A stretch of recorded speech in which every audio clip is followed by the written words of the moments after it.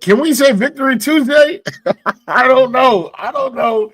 But we still, you already know, we gotta come down from that high and we gotta get ready to fly again. All right, because it's the New York Jets, baby.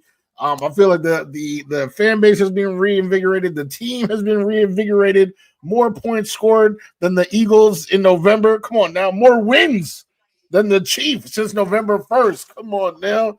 Finally, somehow, some way, looking like a football team.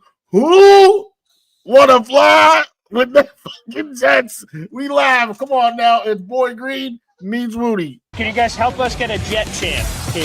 Yeah, going. Oh. Okay, yeah. Come on in. Yeah. Okay, let's go!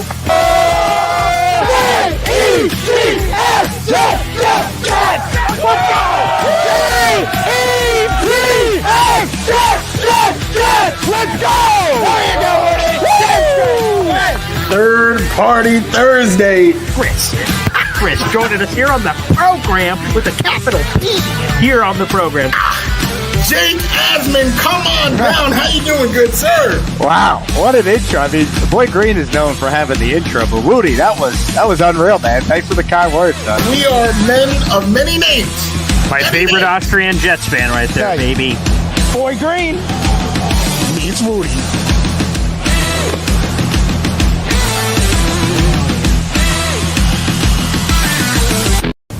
Who wanna fly with them Jets?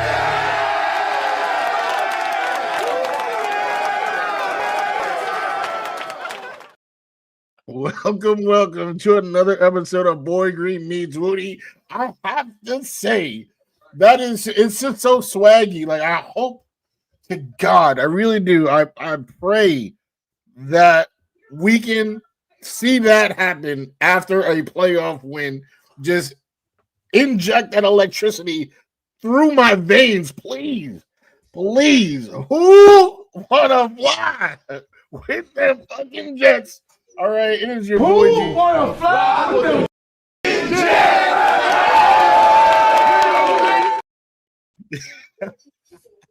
And we are Woody, rocking everywhere. And then this dude, I might have to sue this man, copyright infringement. All right, we're rocking the beanie. All right, the smaller beard. Come on now. This is the boy who became king, none other than Mr. Paul Evan Jr. How are you doing? Hey, I can't wait. What about you, man? How you doing? Oh, I mean, come on, Woody. It's awesome. It's spectacular. And I love it because I did a show on this morning. But AG, in his press conferences that he does every Monday, at the end of his opening statement where he gives hey, here's the injury report. Here's how I'm feeling about this. Here's how I'm feeling about that. He went, oh, by the way, Miami Dolphins, we owe you one. And so putting them on notice saying, hey, now, we came to collect and owe you one. And I'm like, okay. We don't have an AFC East win on the docket. Now would be a better time than any to notch that into the bedpost, baby. So I'm looking forward to it. I'm excited, man. We're coming off a win. Let's go. Yes, definitely coming off a win, a great win at that. I know, you spoke about it on your channel. I've spoken about it on your channel and my channel, but I guess the only combination of those that hasn't happened is you speaking about it on my channel, which is we are live right now at Take Flight Talk. But yeah, definitely a fantastic performance. That touchdown, A.D. Mitchell, my guy. That's what I was expecting right out the gate. Didn't happen. But, good things happen to those who wait. And, Rome wasn't built in a day, all those different cliches. And it was beautiful to see. And shout out my guy, Indy Jets out here recognizing where real is real. You know what I'm talking about? You know what I'm saying? Hey, we chilling right now. But like I said in the cold open, we were high, we was flying with those effing Jets. Now it's time to come back down, kind of cool down, and kind of assess what needs to happen, or where we're at before we face Miami. And that leads us to our top questions Jets need to answer before this Dolphins rematch. And by the way, we'll have Brian Miller back on Thursday, baby. Our TX Medic 5, as he goes by on his Twitter handle, Finn's Fanatic.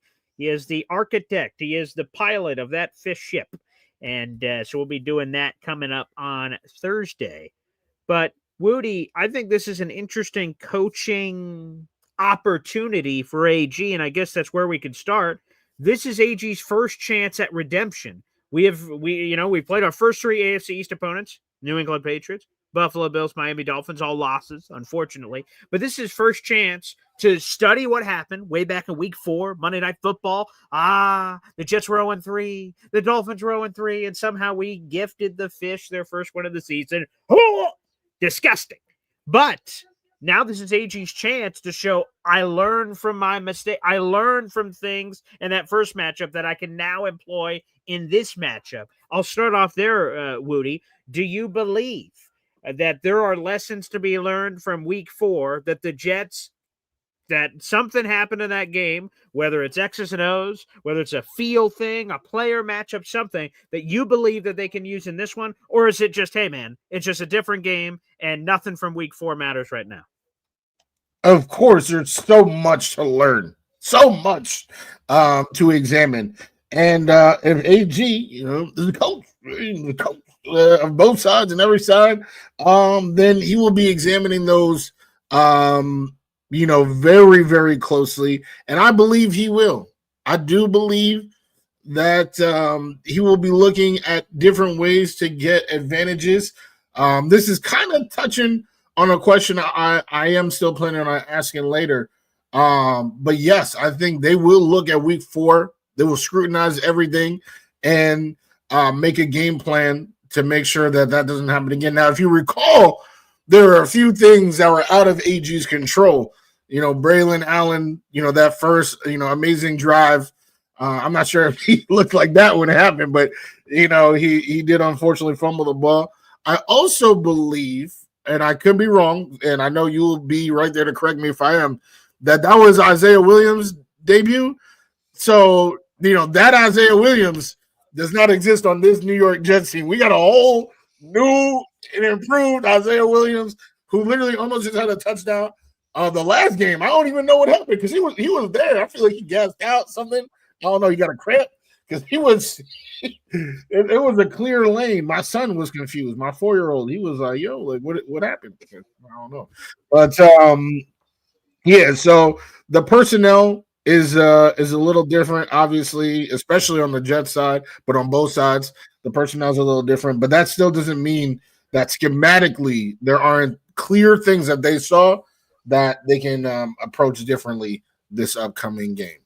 Yeah, I agree wholeheartedly. I think there are a lot of things you can take away. To your point, there's change on both sides, right? Tyreek Hill was out for the season in the middle of that game.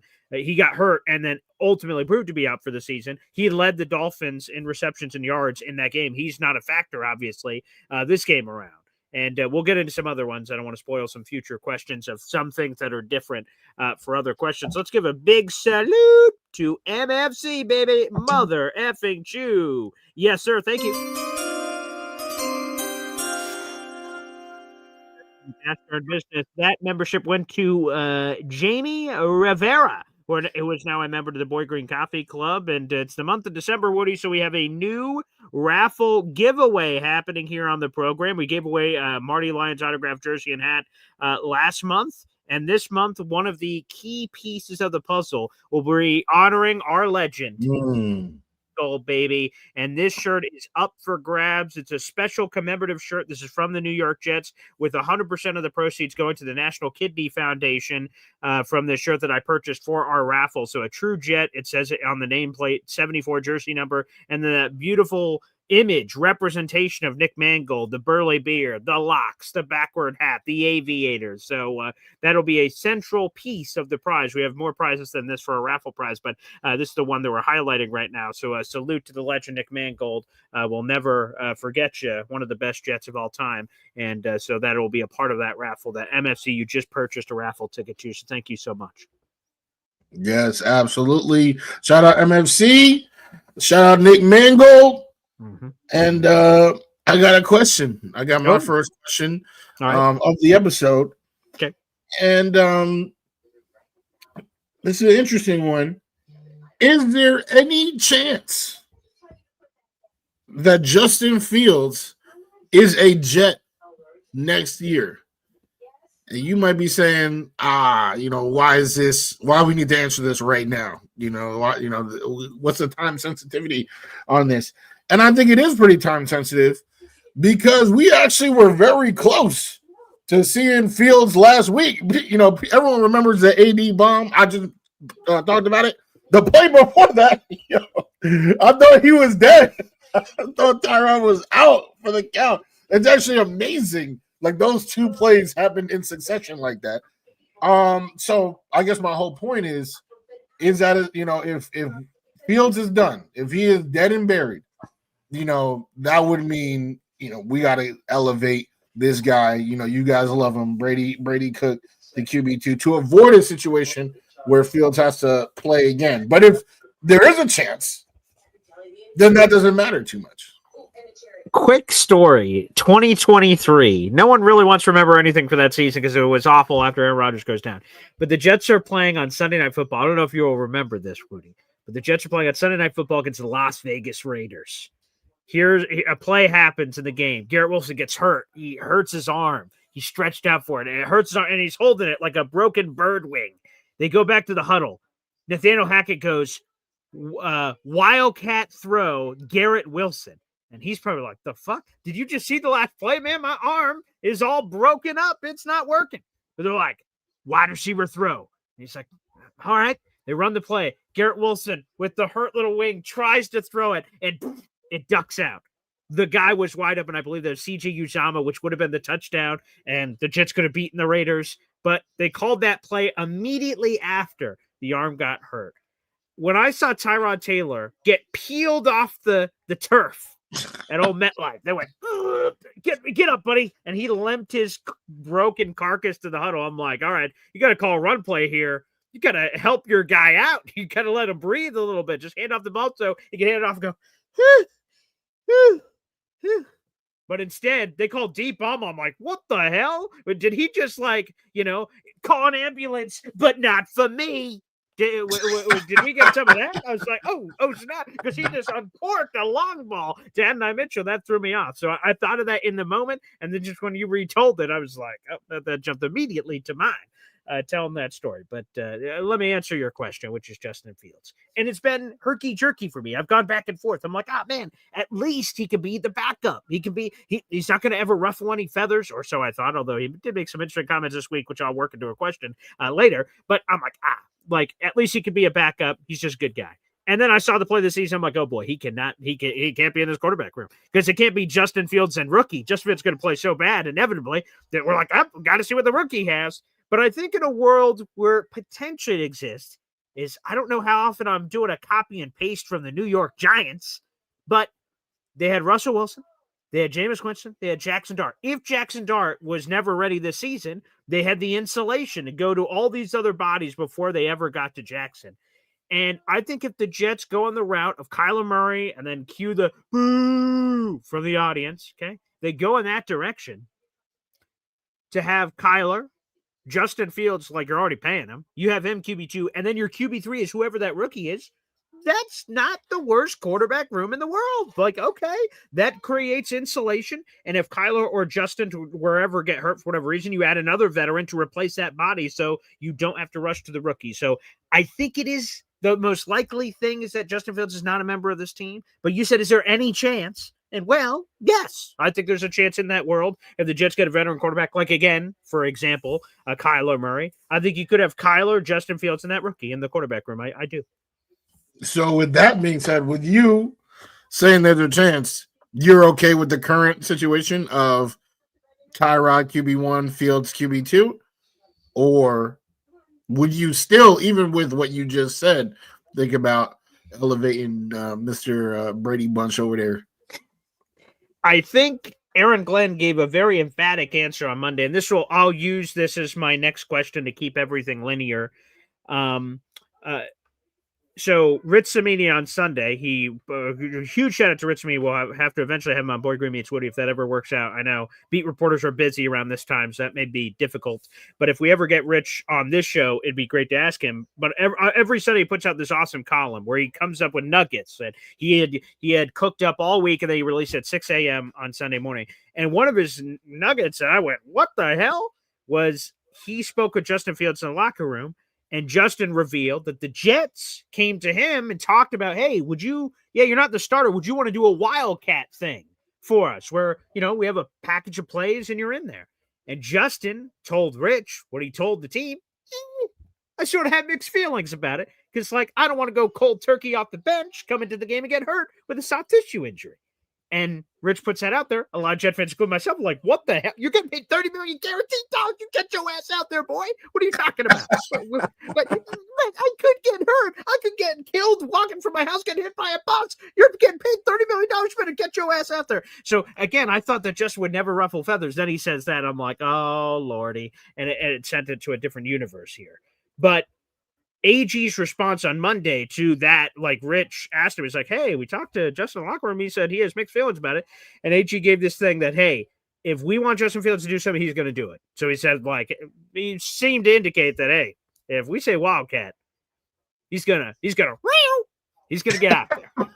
And so I'm like, okay. And the other thing he said was that, on the whole Justin Fields thing, getting on the field, he's one play away from getting in there. It's Tyrod, then it's him. That's a quarterback situation. So the emphatic nature of how he said that makes me think that, at least for the near foreseeable future, that it's going to continue to be Tyrod and Justin. I think eventually we do get Brady Cook. Is that the final game of the season? Is it the final 2 games of the season? We have 5 more to play with here. Yeah, I think we eventually get there, but I don't think it happens this week. I don't think it happens next week. I think we're a little bit away. Fair enough. That was an amazing retelling of that story. And what I will say in regards to that, because I did see you mention that a couple of times. I never got a chance to mention that on any of my platforms. Okay. AG, he used to be with the Saints. My guy Sean Payton, who gave Taysom Hill a career that he's still eating off of. He's still doing that. Payton's long gone, and he's still eating off that role. So, By the way, real quick here, Woody, yeah. Do you, because it randomly came up on one of my other channels, do you know how much money? Guess. Okay, it's not a big trivia thing. Guess. How much money do you think Taysom Hill has made in his NFL career? I'm going to have to go with $40 million. $60 million. And he's played for, it's almost a decade. It's a little less than that, but it's basically a decade. But he's played this exact, and I'll let you go back to your answer here. But that's basically the role he's played forever. What do you need, coach? Tight end, sure. Running back, all right. Quarterback, sure, all right. Special teams, gunner. He is just like the ultimate football guy, a terrific football player. Just bones about it, no position, football player from college. Like, man, that's a football player. And he's embraced that, and he's had a long, wonderful career. So it's sort of interesting. But go ahead. Yeah, I mean, I'm just saying, AG, he was there. He saw somebody who was able to eat $60 million off of that. So, to do that with Fields, they were doing that already in Pittsburgh. Yeah. Russell came in, and Russell, he was doing work with George Pickens, who was having a fantastic year, by the way. Yeah. They would bring in Fields for different Wildcat opportunities. So it would be no different than last year. So that answer, I don't like. The idea, I don't mind. But I guess we'll see what happens. Hit us with your next cue. All right, let me do my we serve. Okay. And it's this. Does Justin Fields play in the Wildcat this season? Because again, it's apparently been discussed, which again, it surprised me. So the benching happens, and I immediately say the first game that Tyrod starts is Baltimore Ravens start because of non-injury, like he was chosen. He obviously started week 3 in Tampa, but for the Baltimore game, I'm like, obviously we're going to see Justin Fields out there. How many plays? I don't know if it's 20, but I don't know, 5, 3, something. He's going to come out there. And on the CBS broadcast, they said the Ravens, they got to talk to both sides, obviously. The Ravens went, oh, we're fully expecting the Justin Fields package, and we prepared for it, we're ready for it. And then AG, when he was asked about it, AG's like, we'll see. I don't know. we'll see what happens. And then it never shows up, obviously. And one of the comments they make on the broadcast crew is like, ooh, the Ravens are preparing for it. And it's one of the three guys, because it was Andrew Catalon, Charles Davis, my guy, and Jason McCourty, three-man broadcast booth. And one of them mentions, well, I don't think Justin's going in there anytime soon. He's wearing one of these, boop, and a headset. Like, he doesn't look ready. Hey, Justin, it's time. And he's going to flip off the cape and run in there. Like, they said, it doesn't look like he's running in there anytime soon. He doesn't look like he's in the right way to run out there, and we haven't seen it so far. But apparently it has been discussed. So, Wudi, Justin Fields, after hearing all that hoopla about him, will we is AG right? Hey, he will do whatever we tell him to do, basically. Do we see some Justin Fields Wildcat action at any point this season, him coming into the game with Tyrod healthy? I do believe AG when he says what we do, what we tell him to do, he's going to do. I believe, coach. I believe him with that. I also think that Tanner, he likes to get tricky with it. Like, he has a bag. Hey, he has a bag that he likes to dive into, and we've seen quite a few trick play. Every game we see like two, and sometimes they work. A lot of times they do work, actually, but sometimes they don't. So, given what I know so far in 12 games or so, 12 games with this new regime, I'm going to have to say yes. We will see it at one point. This team loves to run the football every way possible. So, I wouldn't even be surprised to see them start designing runs. We're starting to see this around the league a little bit for Mason Taylor. That's somebody who just has natural, like he's a great athlete, natural fluidity. I don't think they're using him as a ball carrier to his potential, like at all, actually. I know he's doing a lot of blocking. He's doing a lot of super short yardage situations, and he has great hands. But in terms of how fluid he moves, just, in zones against the man-to-man, I wouldn't be surprised to see them open that up at some point. But to stick on the question, yes, I would say Fields Wildcat. All right. I like it. All right, so then back to me. I'm not gonna do the serve, so to speak, but this is a question I actually asked 2 weeks ago. Ooh. And your answer was definitely this is happening, and of course it hasn't happened. So I'm asking again: are these bum ass Jets gonna catch an interception this week? Can they catch anything other than a cold? Can they? Because you said, it was definitely happening against the Ravens. Clearly didn't happen. And then I didn't ask it against the Falcons. I just gave them a week of reprieve. But now we're facing a QB whose nickname is literally turn the ball over. Okay? That is what they call him in the streets. Tua turn the ball over. And is he going to turn the ball over against the New York Jets? Because the Jets have won all season. It's like the most disgusting stats from a defensive coach. And I know he's a coach, so that's why I don't hold it against him, because I never really saw him as like, just a defensive mind. But Steve Wilkes, what are you? I'm going to stop and just pass it to you. What's happening, Boy Green? I embarrassed myself, obviously, when that question came up 2 weeks ago. And I saw someone, I was looking because here's a break of the fourth wall here. But when I set up these stream links, right, top questions Jets need to answer, like I'll look back at a similar themed episode, because we have two themes, of course, third party Thursdays or Tuesdays. That was a nice little ring. It was a nice zig to the zag. So I look at them and I'm checking construct to make sure I'm consistent with wording, phrasing when we're putting all this together. So I went to our last one because it's been a while since we did the top questions, because there's been a few curveballs thrown in there. So I went back to year one of top questions, and I saw in the comment section someone quoted me. And I went, let me scroll down. It was Yo Holmes. And he went, it's definitely happening. And it didn't, obviously. So I got embarrassed. I went back and saw the comments, and I was like, oof. So you're giving me a chance for a mulligan. You give me a chance to hit that Control-Alt-Delete. What are you talking about, Willis? I don't know what you're saying. With all that being said, the Jets will absolutely get an interception this week. Come on, Woody. Here are the stats. You're a stats man. You're a man built on stats. Who leads the league in interceptions from a quarterback perspective, Woody? Who is it? Is it Tua? I actually did not know that if it is. Oh, okay. It is. Him and Geno Smith, our good old buddy. Oh, Geno? They're tied with that would have been my first guess, actually, is Geno. That's terrible. But he's been so bad this year. He has. It's been awful. I don't know what the hell happened to him, but it's true. Yeah, he and Tua turned the ball over, are tied for interceptions. They How many? 14 apiece. 14. Damn. The next closest after that is Trevor Lawrence with 11. So they have a 3-interception lead on the next quarterback on the list. So I see that and I'm like, well, there's going to be opportunities, and all you need is right. And even this one happened in the Falcons game.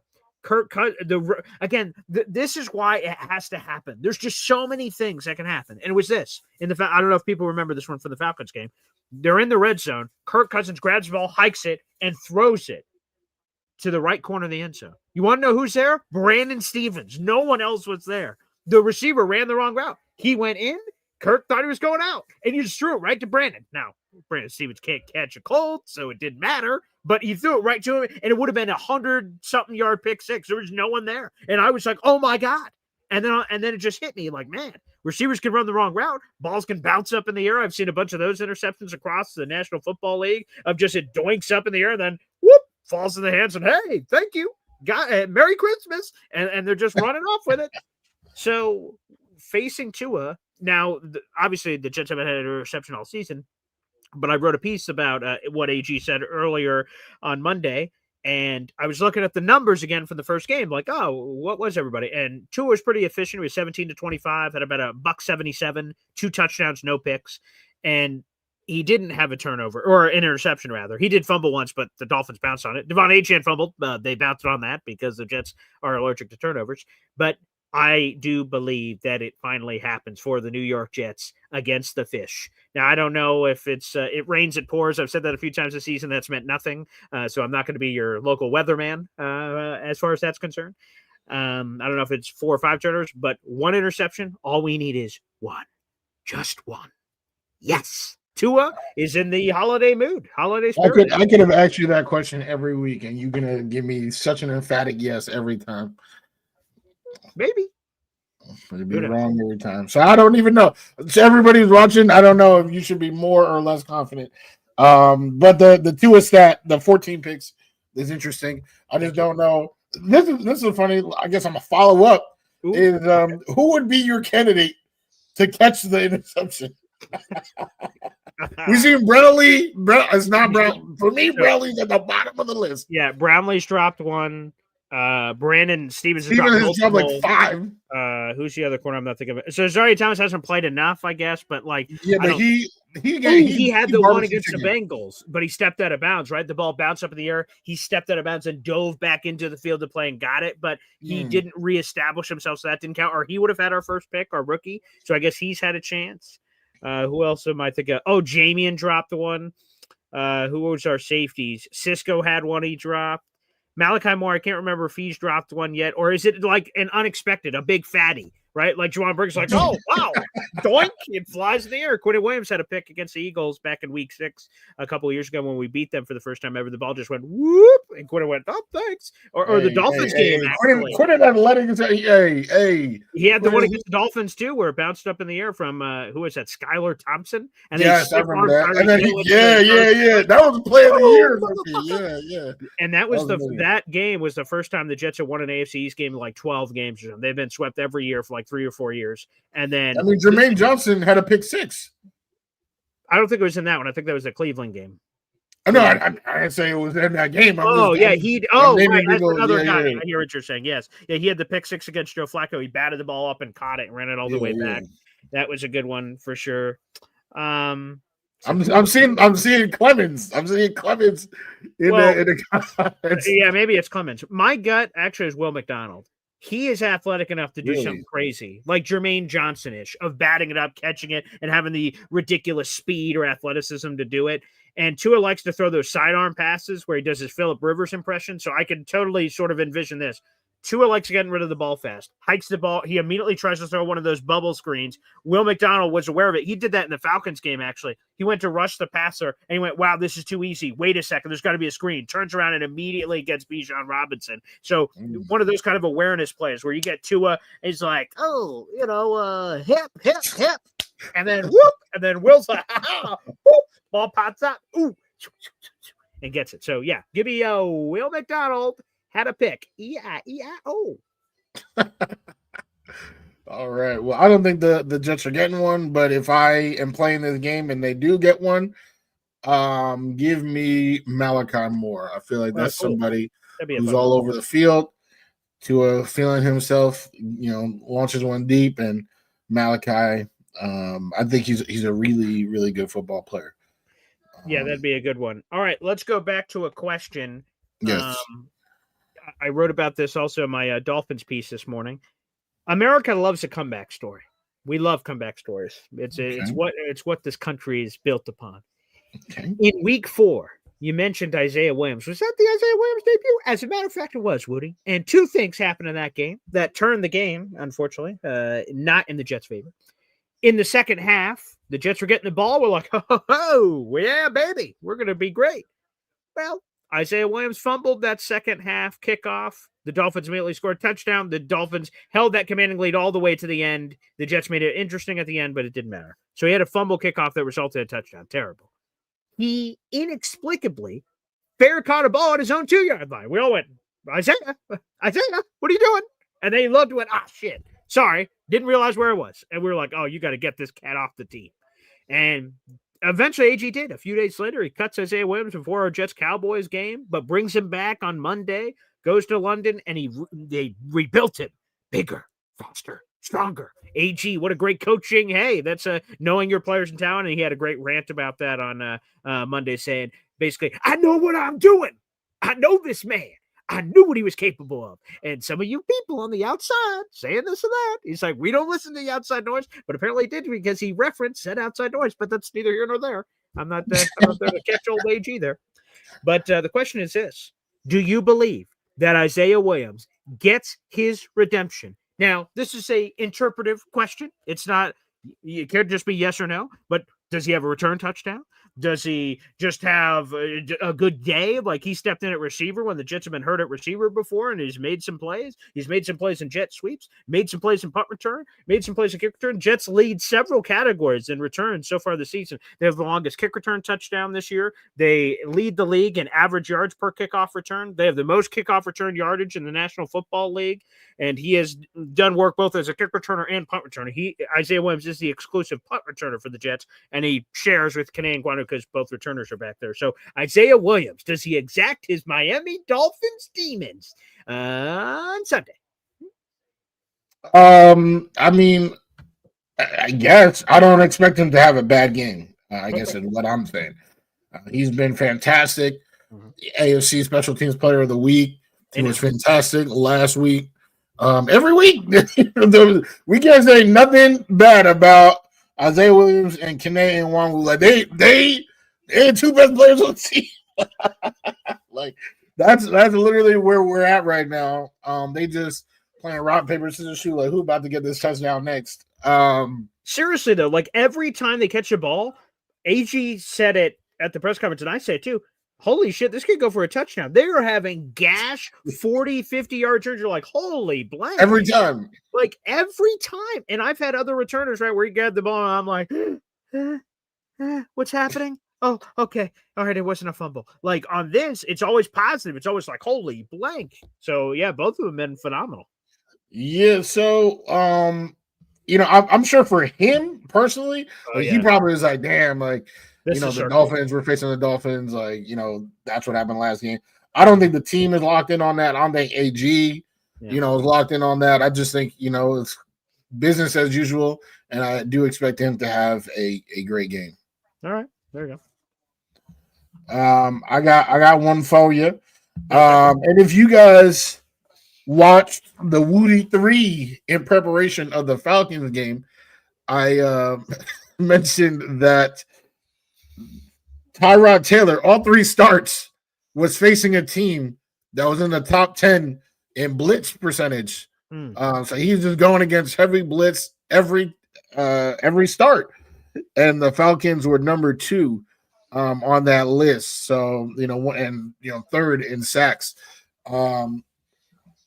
This time is actually his first start where he is not facing a team that blitzes like crazy. So my question to you is, what are we going to see from Tanner Engstrand? Like, is actually no. Let me ask you. I'm going to actually direct.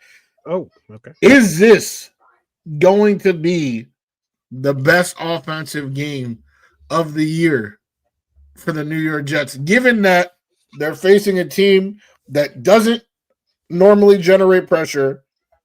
They have a QB who can make throws accurately over and over and over and over again. And they have found a confidence within themselves that they did not have earlier in the season. That seems like a recipe for a good game. I'm asking you, will it be their best game offensively?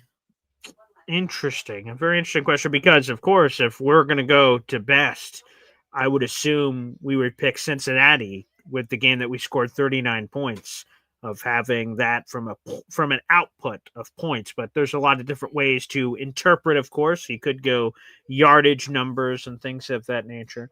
I would say this when I look at the Miami Dolphins, because they're the opponent on the other side.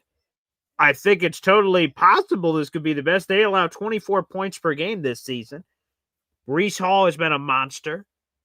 A.D. Mitchell just had the best game of his career. First 100-yard game of his career. First touchdown of his career. John Mechie had an uncharacteristically bad game, but he's been rock solid for the Jets. Mason, right? The whole father Dolphins thing, that's extra for him. That was one of his best games of the season, I remember.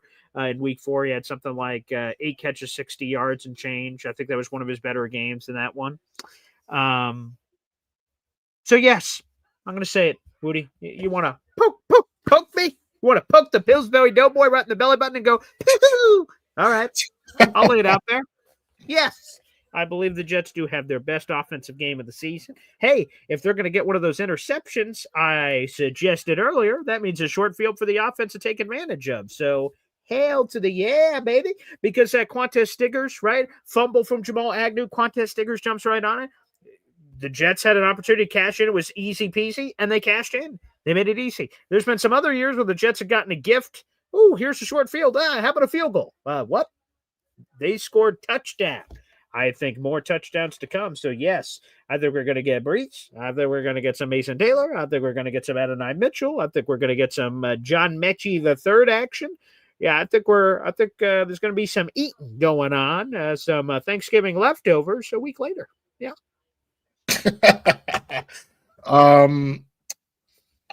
I think we're definitely in for a good offensive performance. I don't know about the best. This is because I was thinking the Steelers. Sure. Was that's probably the best. But yeah, 39 points is 39 points. So it's hard to argue against that. But I think I would have to look at how all the points were scored in both games, really. I know Breece had 3 TDs. So he definitely went off against the Bengals. But yeah, I think this is a team that's bottom 4 in rushing yards allowed. So it's really that's what they want to do, right? Is run the football.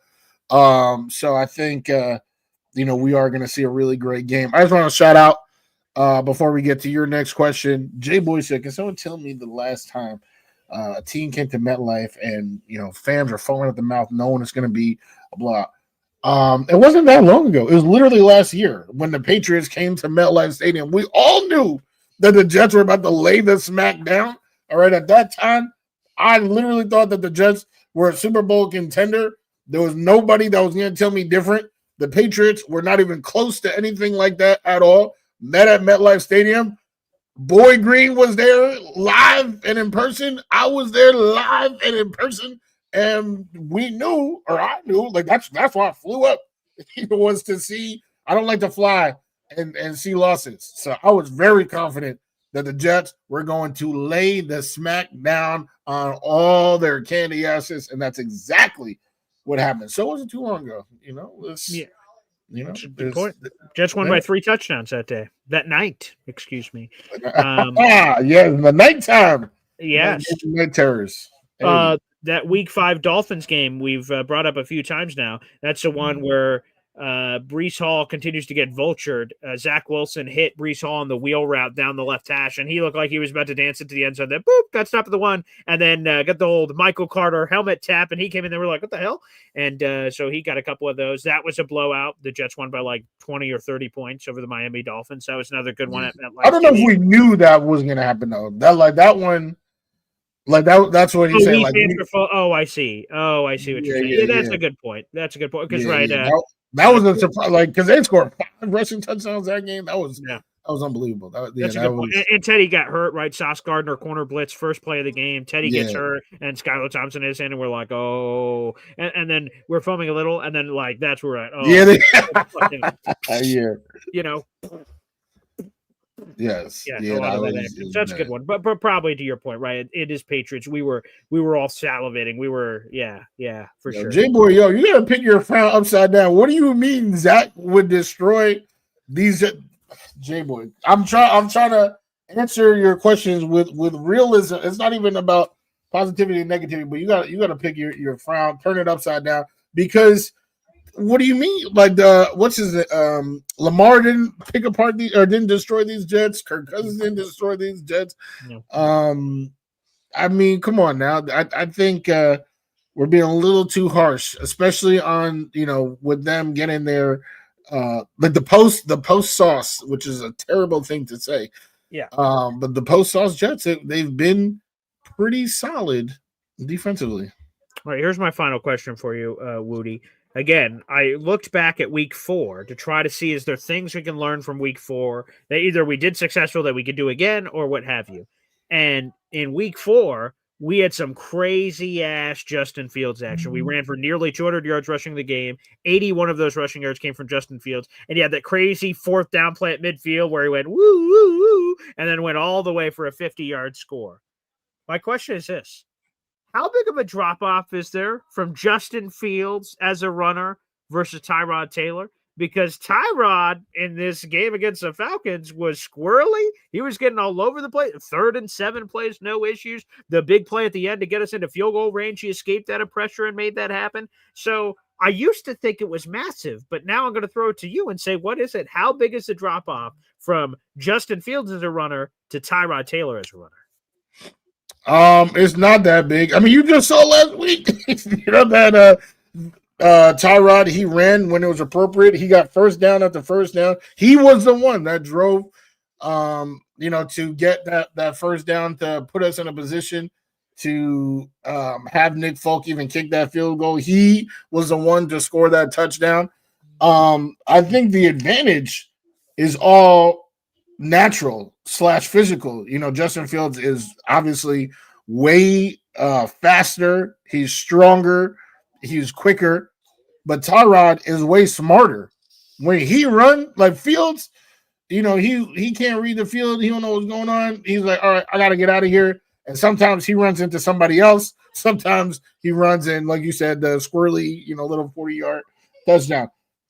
Anytime Tyrod decides to run, it's because the entire left side of the field is wide open, or the entire right side of the field is wide open. So it's more smart running, more opportunistic running.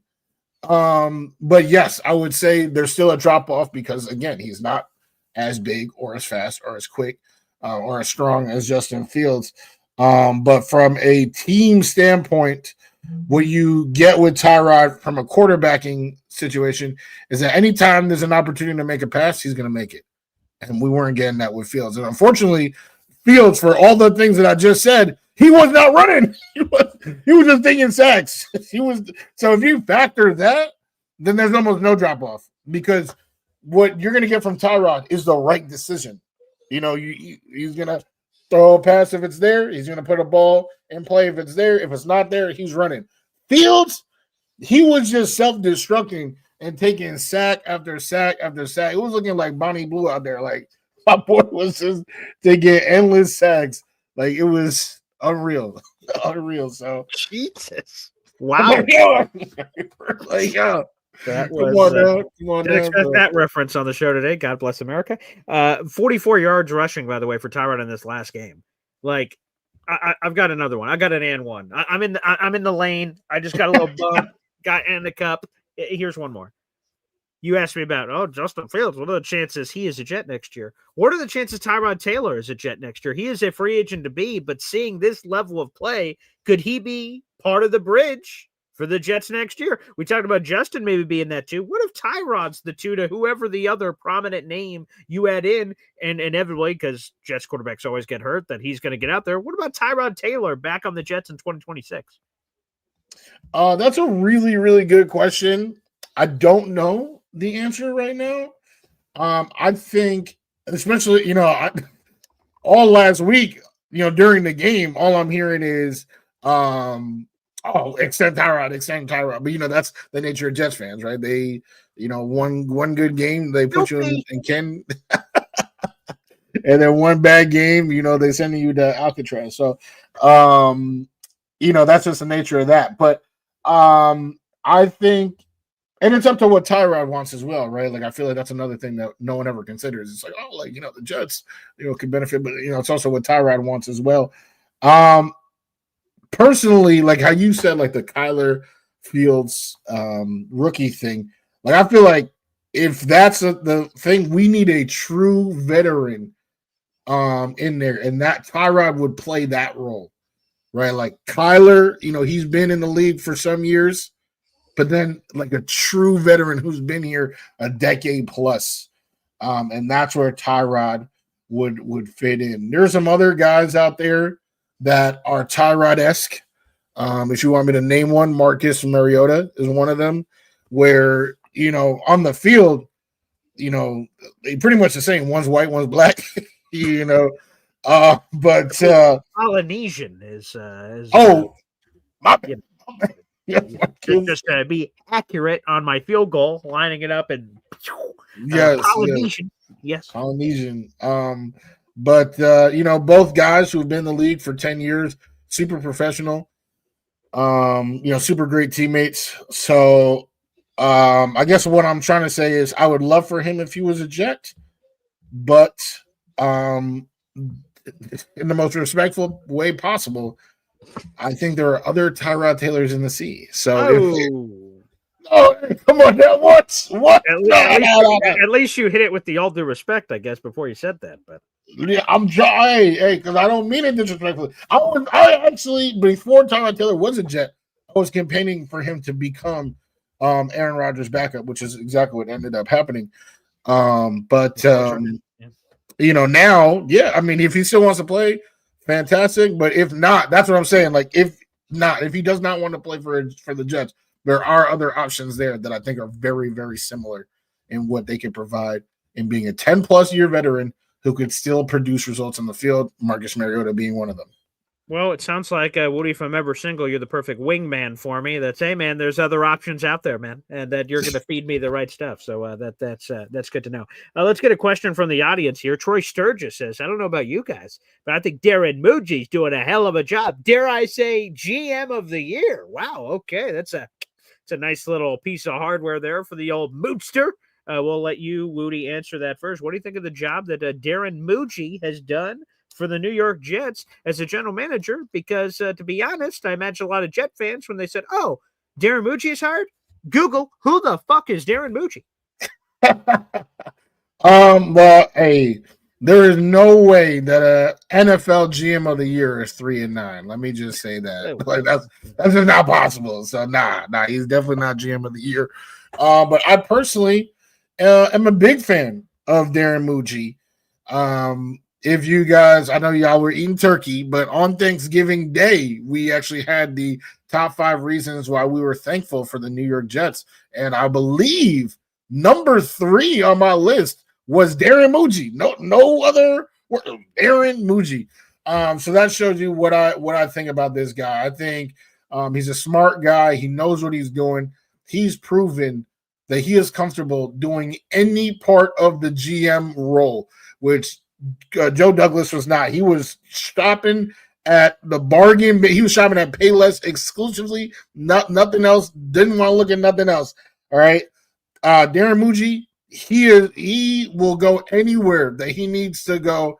Pay the big contract, pay the cheap contract, give up draft picks, acquire draft picks. This man, he can do it all. So while we can't give him that award, the team is 3-9.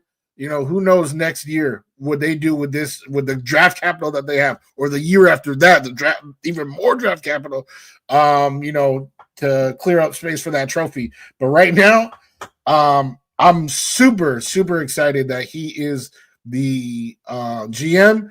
And if they do draft a quarterback this year, I need this dude in the room, because I think AG, he was, trying to empower Justin Fields. He's seen some on tape. Darren Muji is a former, QB. He played it in college. I want that guy in the room, talking a little bit louder to AG when they make this new decision. GM of the year? I've gone to a bar once or twice, and I've gone up to the bartender. I'm like, let me get something. They're like, what would you want, sir? I'm like, whatever you got. House choice. You tell me. They concoct the little drink. They give it to me. I'm like, thank you. Cheers. Ooh, little strong. That's the GM of the year. Little strong. But I like your enthusiasm, Troy Sturgis. I like your enthusiasm indeed. And I would say, my friend, that there's a lot to like, a lot of different layers to this, and this is one of the important ones, and I brought this up before, but I think it's worth continuing to bring up. The ability to admit that you're wrong. I think GMs and a lot of people in football in the NFL, they're the yes men. We're right. We nailed it. And I'm not going to deny that, or I'm not going to admit that I effed up, right? Like a team takes a quarterback second overall, and they're like, no. This guy's totally the guy. No, there's been absolutely no sign of this guy, but he's the guy. We're going to keep riding this train until the wheels fall off. The true greatness of a general manager, in my opinion, is you make a decision and you write it, because, again, you've got to be confident in yourself. But then you see results. You're like, guys, we got to pivot here. I told you guys it was going to be this, but I'm seeing new information. It's got to be that. And the perfect example is what happened at defensive tackle for the Jets. We as fans were screaming for it. You need more help next to Quinn. You need more help next to Quinnen. And they didn't do Bupkis. In the richest defensive tackle draft in modern NFL history since 1990 moving forward, 36 to 40 defensive tackles were selected during April's draft. The Jets didn't take one of them. And a lot of us are like, man, that seems to be bizarre. I have no idea. I thought they may take multiple, not one. Ooh. And then the Jets said, we got it. Then right before the season, Darren Muji, who originally obviously said, no, we're good. Oh, we ain't good at all. Okay, Derek Nottie, get your fat ass out of here. See ya. All right, we need to bring two new guys in, Harrison Phillips, Juwan Briggs. To me, that was just such a move. We hadn't even played a game yet, but he obviously, Darren Muji, is seeing every practice and every preseason game, and he's like, damn, we need help. And he was aggressive to make the move and realize he made a mistake. That, to me, is great GMing there. That's never going to make it on any ESPN story when you're building this Darren Muji statue. Okay, I'm sure that's not the first 10 things you're going to list in the bullet points at the bottom. To me, that's like, wow, okay. The trades themselves were interesting, but just the decision to make the trades in the first place. Sure, Juwan Briggs has been terrific for the Jets, and sure, Harrison Phillips has been a nice leader, but it was just the decision to me to make those moves told me a lot about Darren Muji and gave me a lot of confidence moving forward that this guy has his head screwed on straight and he has the right sort of mind for this gig. So, again, GM of the year, tad strong, just a tad. But I like, to me, there's optimism heading into this very pivotal next 2 years where he's armed with 5 first-round picks, and I feel totally confident that he's the right guy to make those decisions. Yeah, I definitely agree, and I just trust him with the cap space, with the draft capital. Like, he has been really, really good managing those things, using them appropriately. I can't say enough positive things about that, but of course, again, to win that award, we gotta be not 3-9. That's true. And here's one more, just because I saw it on social media recently. Like Brandon Stevens, man, that was the second richest contract they gave out in free agency. Just Fields was number one, and that one obviously has been a disaster. But number two is Brandon Stevens, and the Jets caught so much heat. AG caught heat, Muji caught heat. Like, what in the hell? Who else was bidding here? What are you buying? Ravens fans celebrating, take that loser, like all this other stuff. And the first couple weeks of the season, oh boy. Oh boy. Yep, fans are right. You guys are wrong. Since week 3, Stevens has been awesome. Now, I'm not putting him in the Hall of Fame, just like we're not calling it, Muji GM of the year. Stevens has been incredibly reliable, a really good tackler. He still can't catch an interception, but who can on this Jets team? And so, yeah, man, I think absolutely deserves a ton of love. The Brandon Stevens thing has been great. And he has even more pressure. He being Brandon Stevens, has even more pressure on him because the Jets trade away Sauce Gardner, Jarvis Brownlee Jr., which obviously another tip of the cap to Darren Muji. But then you get Brandon Stevens and then Azari Thomas. Those are your 3 corners. Brandon Stevens was getting targeted a whole heck of a lot when that's your group, and he's been just dandy. So, again, another feather in the cap, one Darren Muji. Yeah. I mean, he's all right. Drop a whole bunch of. What do you mean? Don't give me that face. He's all right.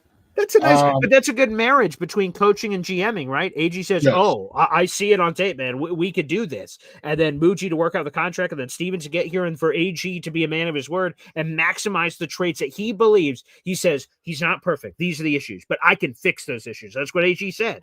Mm-hmm. And AG was right. He has fixed most of those issues, not the turnover stuff. That stuff still, that still escapes our young Brandon Stevens at this moment in time. That trait, that ability to catch football still escapes him at this point. But, that's been nice. Fair enough.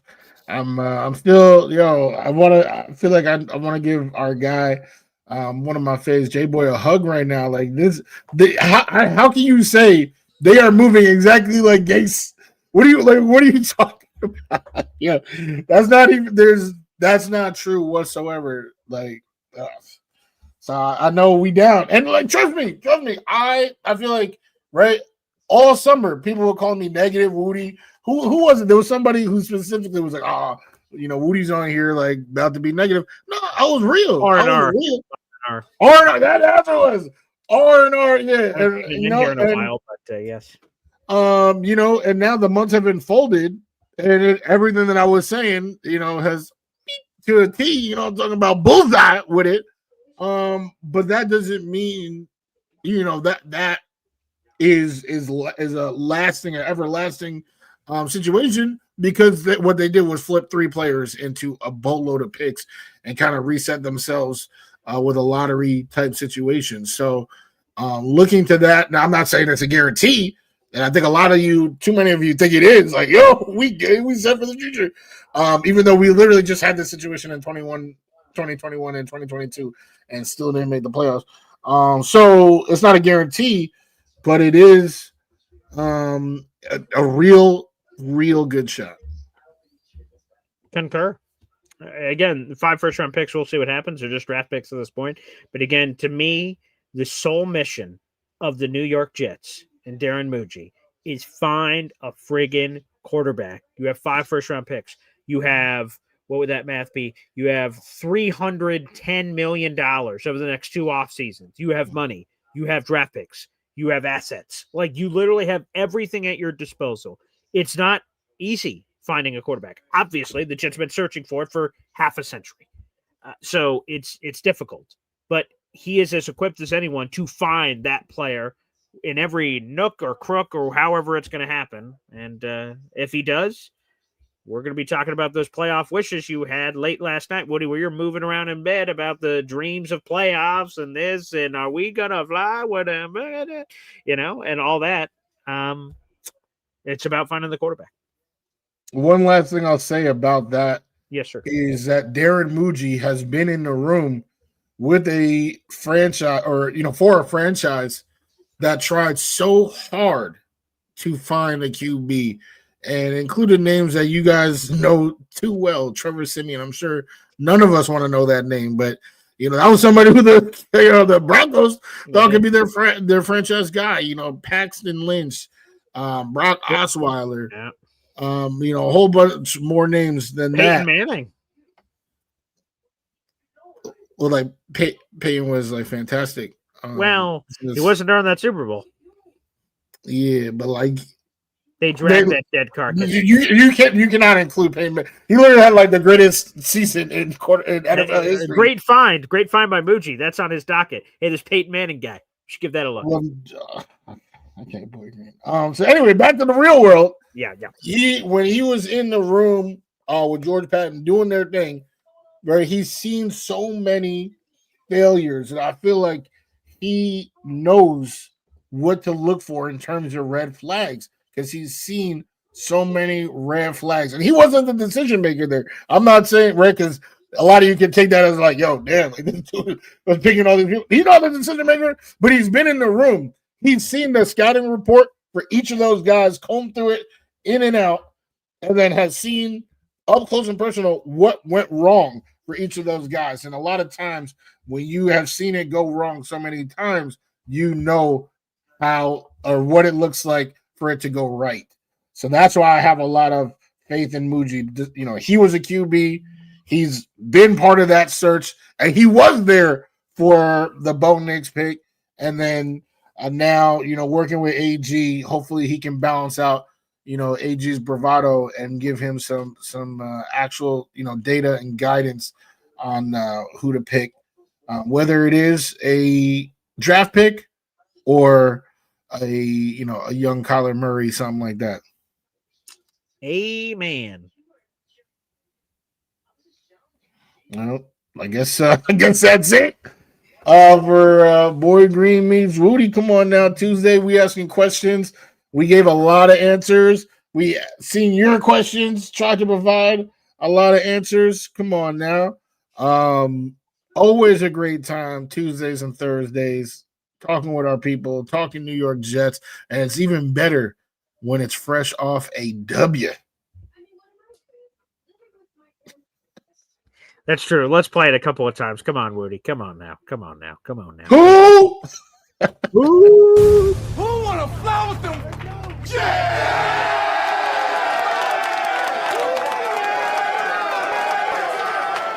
Who want to fly with them Jets?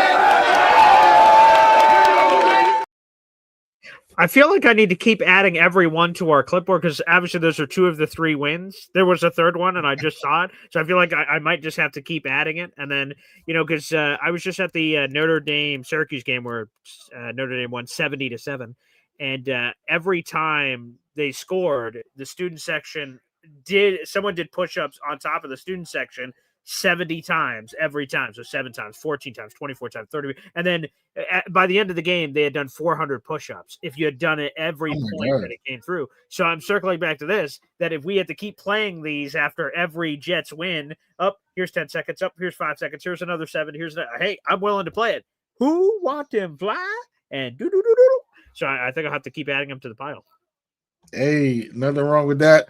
Like I said, if we get that after a playoff game, you know, that would cure any disease anybody's ailing from. Come on now, inject that straight to my veins.